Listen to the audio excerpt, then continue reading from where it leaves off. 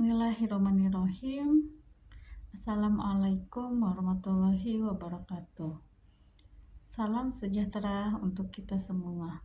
Semoga kita semua selalu diberikan kesehatan. Amin. Izinkan saya memperkenalkan diri. Nama saya Anissa Nurhayati Hidayat, salah satu dosen di Program Studi Sarjana dan Pendidikan Profesi Bidan, Fakultas Ilmu Kesehatan, Universitas Valetehan. Pada kesempatan kali ini, saya akan menyampaikan bidang pengajaran saya pada mata kuliah yang saya ampu selama saya mengajar di Program Studi Sarjana dan Pendidikan Profesi Bidan. Tentunya sesuai dengan bidang keilmuan saya, yaitu asuhan kebidanan pada NIFAS. Video ini dibuat dengan tujuan untuk memenuhi persyaratan sertifikasi dosen gelombang 1 tahun 2025, yaitu pernyataan diri dosen dalam unjuk kerja Tridharma Perguruan Tinggi atau disingkat PDD UKTPT, khususnya di aspek pengajaran. Saya akan memulai untuk menjelaskan informasi umum dari mata kuliah asuhan kebidanan pada NIFAS, yaitu merupakan mata kuliah yang didapatkan mahasiswa sarjana kebidanan pada semester 5 yang memiliki bobot 3 SKS yang terdiri dari 1 SKS teori, 1 SKS seminar, dan 1 SKS praktikum. Deskripsi singkat mata kuliah asuhan kebidanan pada masa NIFAS yaitu merupakan kuliah inti yang bertujuan untuk memberikan kemampuan asuhan kebidanan pada NIFAS yang didasari oleh pengetahuan, sikap, dan keterampilan, serta mampu memahami dan menganalisis terhadap kasus yang terjadi berdasarkan studi literatur bukti ilmiah atau evidence-based praktek, dan sesuai dengan kode etik kebidanan. Adapun capaian pembelajaran mata kuliah ini yaitu yang pertama, mampu menerapkan manajemen laktasi dan manajemen NIFAS sesuai dengan kode etik bidan. Yang kedua, mampu menganalisis masalah umum yang terjadi pada masa NIFAS pada aspek psikososial dan kultural masa NIFAS sesuai kewenangan bidan. Yang ketiga, mampu menerapkan prinsip praktik dan asuhan postnatal care dan menerapkan ilmu dan riset tentang breastfeeding berdasarkan evidence base. Yang keempat, mampu menganalisis adaptasi ibu dan proses menyusui secara ilmiah. Yang kelima, mampu menganalisis asuhan kebidanan pada puerperium abnormal dan pada ibu dengan kondisi khusus dan kompleks sesuai dengan kode etik bidan. Yang keenam, mampu mempraktikkan pengkajian pada ibu NIFAS dengan menggunakan risk assessment tools sesuai manajemen kebidanan. Sistem pembelajaran pada proses pembelajaran mata kuliah asuhan kebidanan pada NIFAS dilakukan secara sinkronus dengan bentuk pembelajaran antara lain kuliah, tutorial, dan seminar. Pada pembelajaran sinkronus pada materi praktikum dilakukan di laboratorium kebidanan. Metode pembelajaran mata kuliah ini antara lain diskusi kelompok, simulasi, project-based learning, discovery learning, problem-based learning yang disesuaikan dengan bahan kajian atau materi pembelajaran yang akan disampaikan dengan mengutamakan peran dan keaktifan mahasiswa, sehingga kemampuan akhir yang diharapkan dapat tercapai. Sebagai contoh, pada materi pengkajian riwayat masalah atau masalah pada menyusui dengan menggunakan metode studi kasus atau problem-based learning, pada materi praktikum menggunakan metode simulasi dan demonstrasi. Pada materi interprofesional dan education pada NIFAS menggunakan metode project-based learning. Pada pembelajaran ini, mahasiswa akan belajar membentuk tim interprofesional membuat strategi melakukan implementasi strategi untuk menurunkan risiko kesehatan pada ibu nifas. Sedangkan perkuliahan secara asinkronus dilakukan menggunakan forum diskusi di Google Classroom untuk memfasilitasi mahasiswa dalam berdiskusi perihal mata kuliah asuhan nifas dan penugasan secara mandiri maupun berkelompok. Sistem penilaian mata kuliah asuhan kebidanan nifas yaitu 60% teori dan 40% praktikum. Hal ini sesuai dengan capaian lulusan pada level sarjana yang menuntut mahasiswa untuk lebih menguasai teori dibandingkan praktik. Penilaian teori didapatkan dari tutorial sebesar 15%, dinilai menggunakan rubrik keaktifan diskusi, penugasan 15% dinilai menggunakan rubrik penilaian laporan, dan UTS 30%, UAS 40%. Nilai praktikum didapatkan dari ujian praktek dengan metode Objective Structure Clinical Examination atau OSCE yang dinilai menggunakan metode standar setting. Demikian informasi yang bisa saya sampaikan mengenai mata kuliah asuhan kebidanan pada nifas untuk mahasiswa program studi sarjana dan pendidikan profesi bidan Fakultas Ilmu Kesehatan Universitas Valetehan. Berikut ini adalah cuplikan proses pembelajaran yang saya akan laksanakan secara sinkronus dengan bentuk pembelajaran problem based learning. Selamat menyaksikan. Assalamualaikum warahmatullahi wabarakatuh.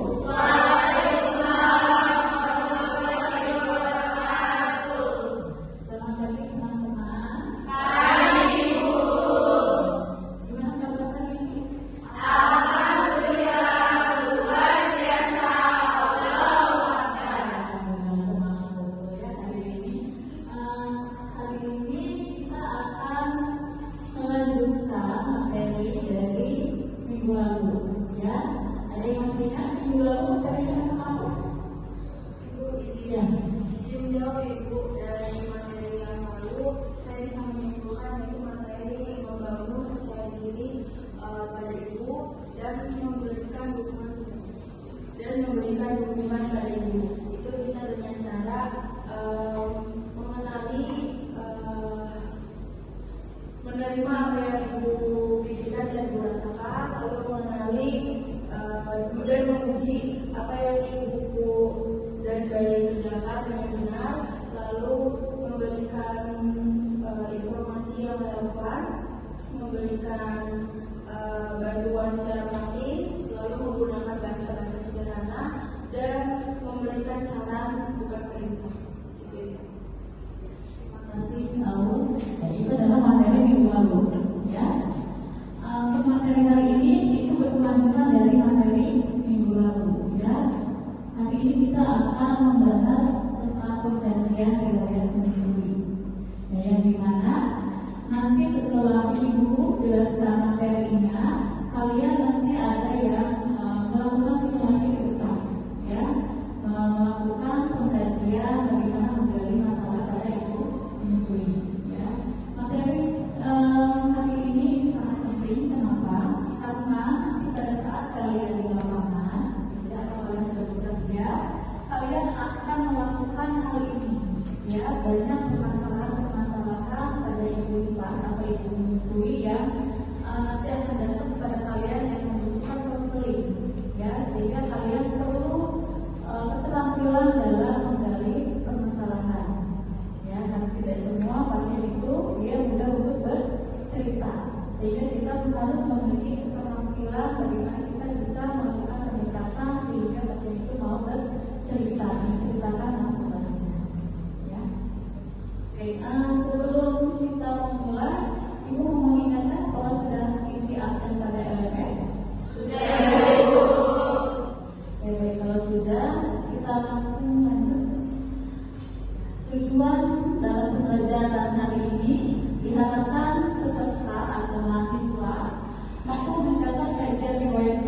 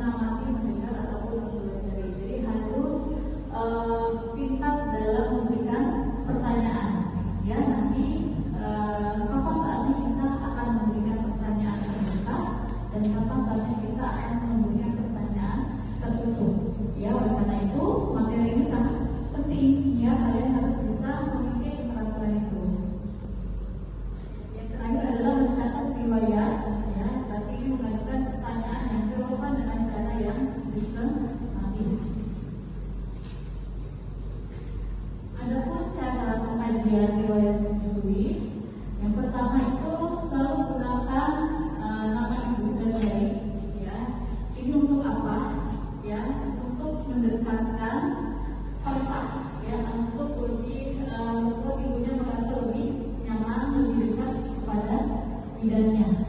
Ya, kayak kalian aja. Kalian kalau misalkan dengan teman kan kalau sudah dekat enak ya, nyaman dan dia mau berbicara, dia mau curhat, gitu ya, mau menceritakan masalahnya. Ya, tetapi kalau misalnya dia merasa ada jarak, dia merasa jauh, gitu ya, merasa orang asing, tentunya akan sulit untuk mengungkapkan permasalahannya, sulit untuk bercerita. Ya, oleh karena itu nanti pada saat kalian melakukan simulasi, gitu ya, panggil namanya. Kan kita di awal pasti menanyakan nama, ya, nama itu siapa, nama bayinya anaknya siapa, ya, itu disebutkan namanya. Ya, dari itu di awal kita untuk membuat suasana yang nyaman dulu, ya, suasana yang terbuka, yang hangat, ya, sehingga maksudnya mau memberikan waktunya bercerita panjang kepada kita.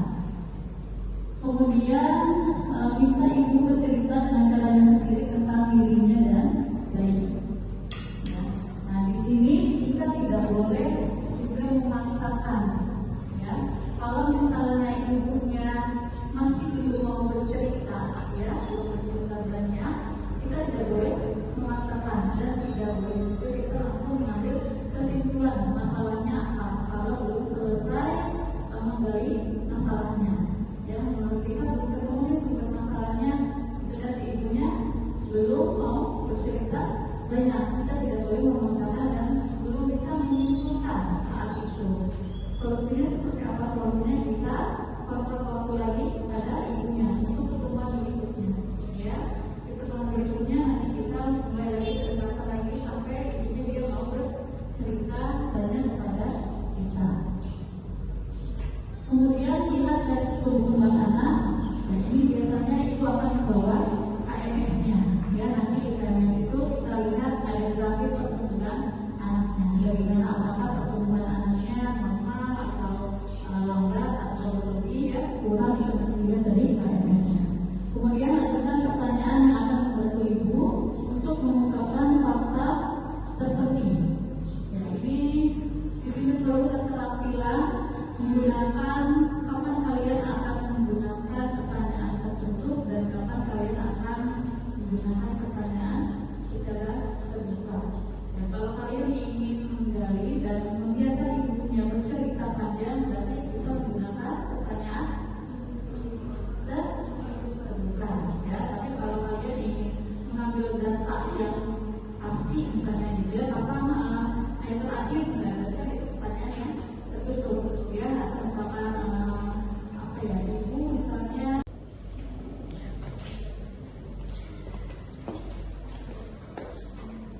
izin bertanya ibu, ya, jika dalam kasus ibunya pulang kooperatif atau bayar pulang, bagaimana cara kita menjalani kasus yang ada? Ya, terima kasih pertanyaannya berikutnya. Tadi sudah sempat ibu sebutkan, gitu ya. Kalau misalkan kalian menemukan pasien yang kurang kooperatif, ya, bagaimana atau apa yang harus kita lakukan sehingga ibunya mau berbicara? Ya, yang pertama adalah membuat dulu suasananya yang nyaman.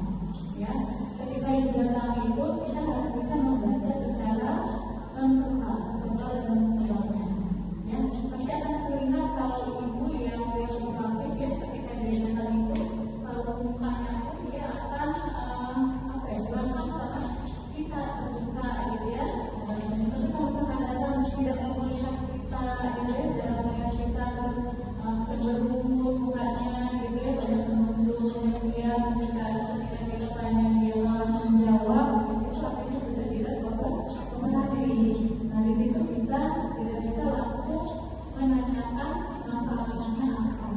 Jadi kita buat dulu suasana yang nyaman dulu, ya, sehingga ibunya berubah emosinya, ya, keadaan psikologis. Ternyata misalnya udah lama nih kita berbicara panjang lebar, gitu ya, untuk membuat suasana yang nyaman. Ternyata ibunya masih belum mau bercerita.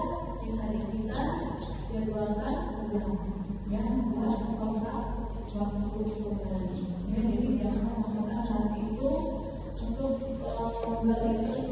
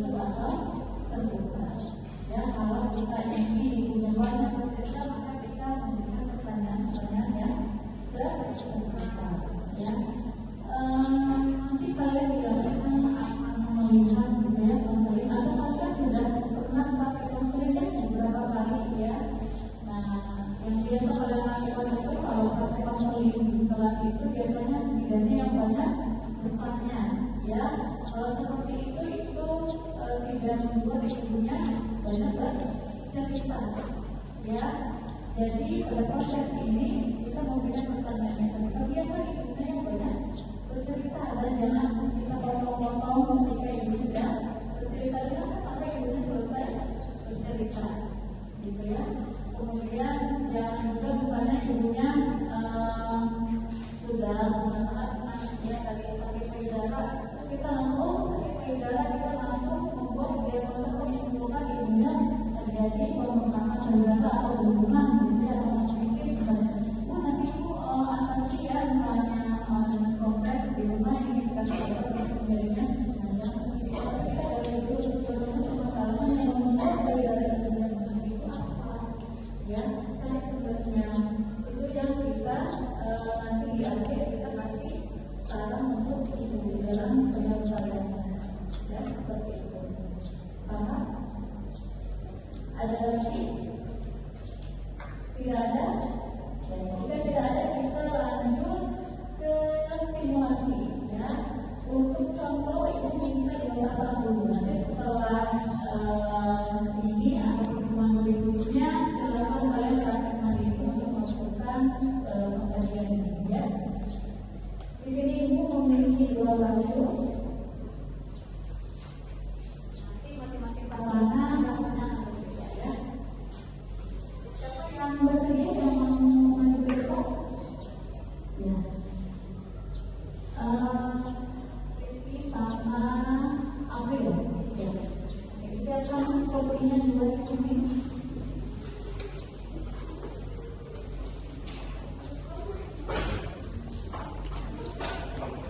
Kopi bisa bantu, 2 kopi bisa.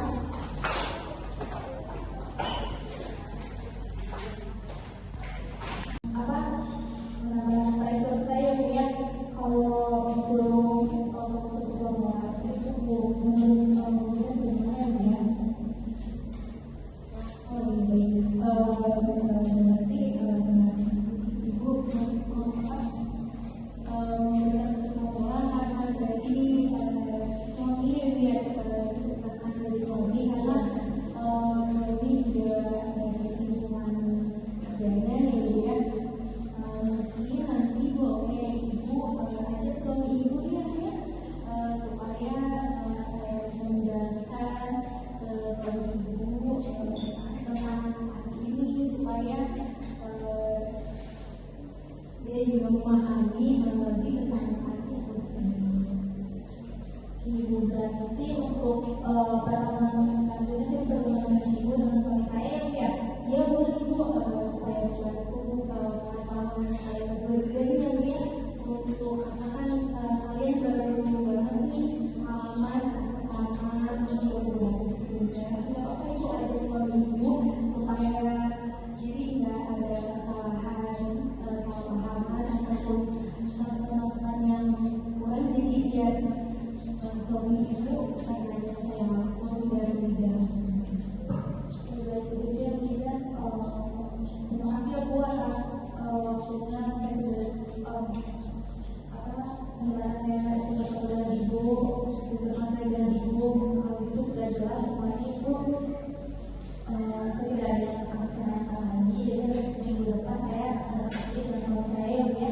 Iya ibu, terima kasih ibu waktunya. Ibu iya terima kasih ibu. Tapi pertama kali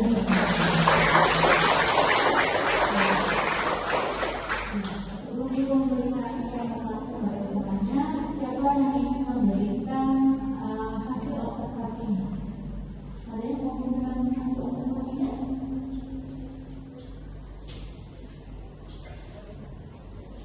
Bagaimana?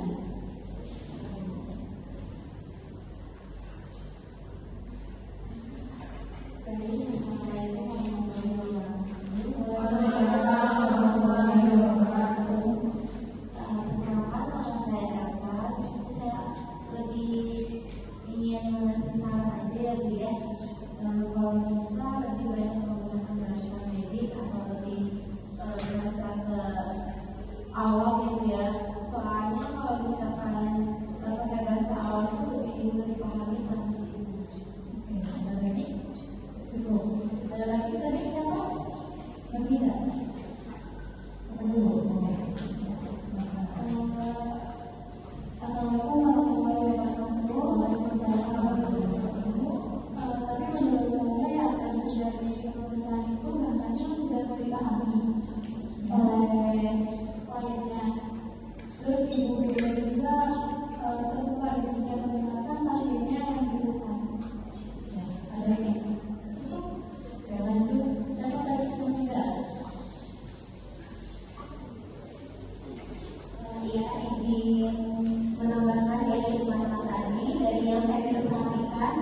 penampilan teman-teman, yaitu mungkin ada satu poin yang mungkin perlu diperbaiki, tapi tadi sudah cukup bagus, yaitu untuk cara menggali masalah. Untuk cara menggali masalah ini, tadi sudah cukup bagus, dan jadi nanti ada beberapa yang perlu diperhatikan ketika menggali masalah. Salah satunya yaitu misalnya mengajukan pertanyaan terbuka. Tadi mungkin sudah mengajukan beberapa pertanyaan ya, tapi kurang cukup terbuka. Jadi pasiennya juga tidak luas untuk menceritakan masalahnya seperti itu, masalah atau yang dirasakan gitu, seperti itu. Lalu juga menjadi pendengar yang baik. Tadi untuk tidaknya sudah cukup baik ketika pasien bicara dan melakukan eye contact, jadi serasa pasiennya memang sudah mendengarkan seperti itu. Dan ketika ada pasien buruk, mungkin baiknya tidak melakukan intervensi secepat itu gitu maksudnya. Jadi kalau misalnya untuk mendapatkan diagnosa yang untuk menggali masalah di dalam itu, ada beberapa fase ketika pasien berbicara itu harus perhatikan ya, agar nanti kita dapat diagnosa dari pasien tersebut seperti itu. Sudah cukup sih, solusi. Terima kasih. Oke, terima kasih banyak. Ada lagi? Tidak ada? Ya, nanti tepuk tangan dulu untuk